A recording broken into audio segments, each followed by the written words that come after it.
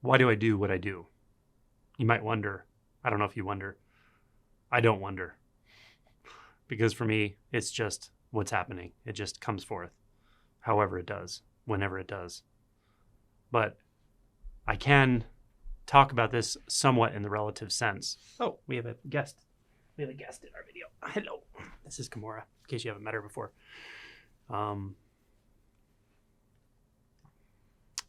But yeah, I don't really think about or pre-think about any of this. What I'm going to say, the types of talks I'm giving, why I do it. None of that to me is interesting. It's just a bunch of thoughts, actually.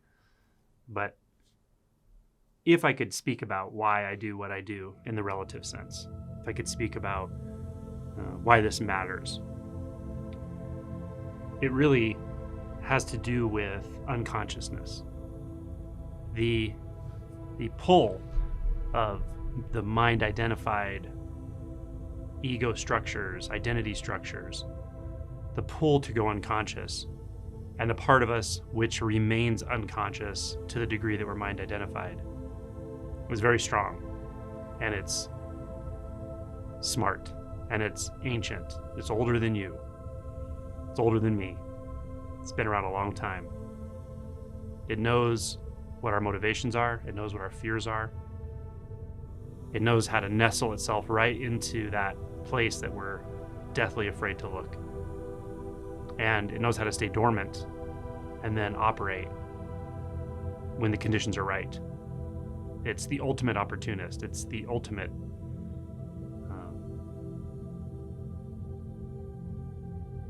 chameleon.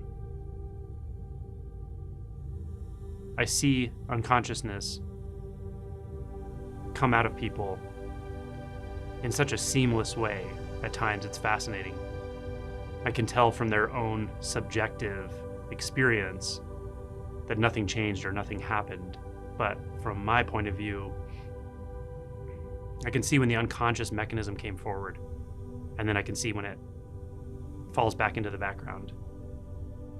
But to the person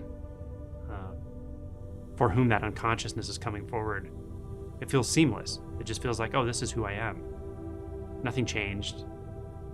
No background identity structure came forward to perpetuate a little bit of unconsciousness and then hid again.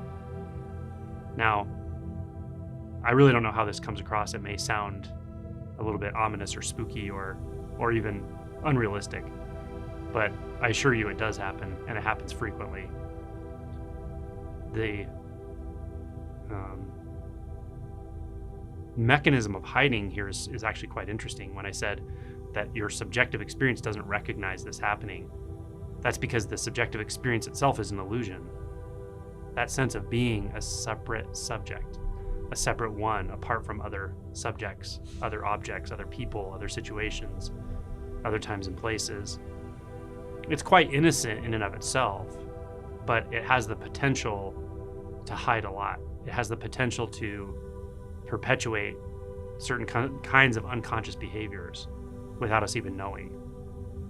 So this is why I do what I do. I do what I do because I see the effects, we all see the effects of unconsciousness, including profound and violent unconsciousness around us and in the world and in the news and so forth.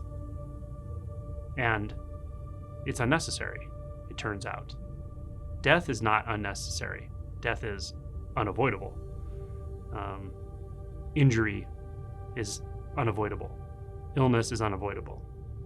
But violence based on unconsciousness, based on delusion, based on illusion, is avoidable. Okay, we have another visitor. Since it's such a serious topic, I had to bring some Basenjis along to soften the blow, right? Good girl. This is Cleo. So, this is why I do what I do. I love it when people wake up. I feel like I'm going through it right with them.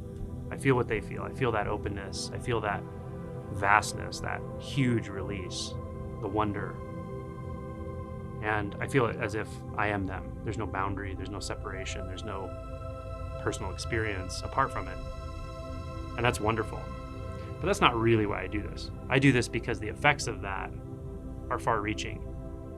And as I've said many times, that's just the beginning. That huge shift, that fundamental change in the experience of who and what you are really is just the beginning.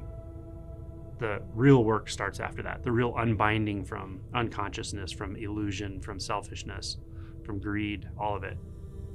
That happens after, and it takes some time. But it does bring the practitioner to a place where they find true equanimity within themselves and their environment, right? She already knows about equanimity. She doesn't need to listen to this stuff. And from that equanimity, that peace, the rest of the identity structure can ultimately deconstruct itself, because we don't have so much struggle, we don't have so much strife, so much angst, so much frustration, pushing, pulling, and all of it. So we're freed up, our attention is freed up to actually look at what's really happening and what's not happening, most importantly. That's when we really start getting into the shadow, and we start to shine light in these unconscious places, in these dark places, these shadow places. And that's where the rubber really meets the road. That's where the work is done.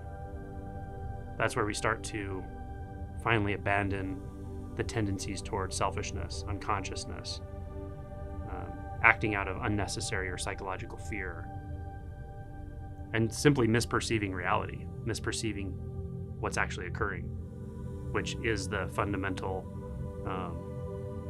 catalyst that sets the whole process of delusion, unconsciousness, and potentially violence into motion. So that's why I do what I do. I do this because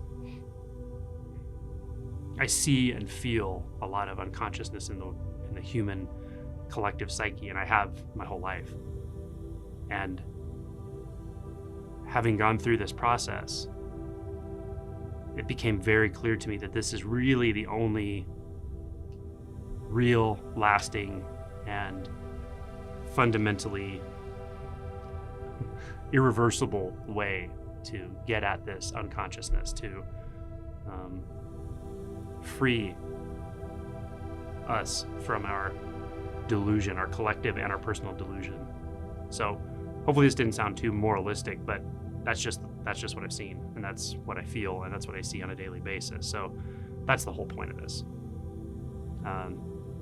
In Buddhism, they have the Bodhisattva vows, and one of them is greed, hatred, and ignorance rise endlessly.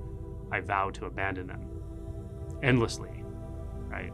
This is taken with a certain gravity to realize that even after awakening, even after deepening of awakening, the potential for illusion, delusion, greed, ignorance is still there for some time.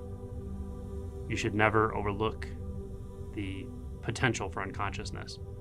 Remain vigilant. This is very important, especially as your practice and realization clarifies. Don't settle for being halfway awake. Keep at it. There are very good resources now to clarify those deeper stages of realization. But you always have to be willing to feel what you don't want to feel. You have to be willing to see what you don't want to see. You have to be willing to surrender. You have to be willing to sometimes take counsel from those who have walked this path before you. That's why I do what I do. So, anyway, hope that's helpful. Cleo says bye. She says, have a good Sunday.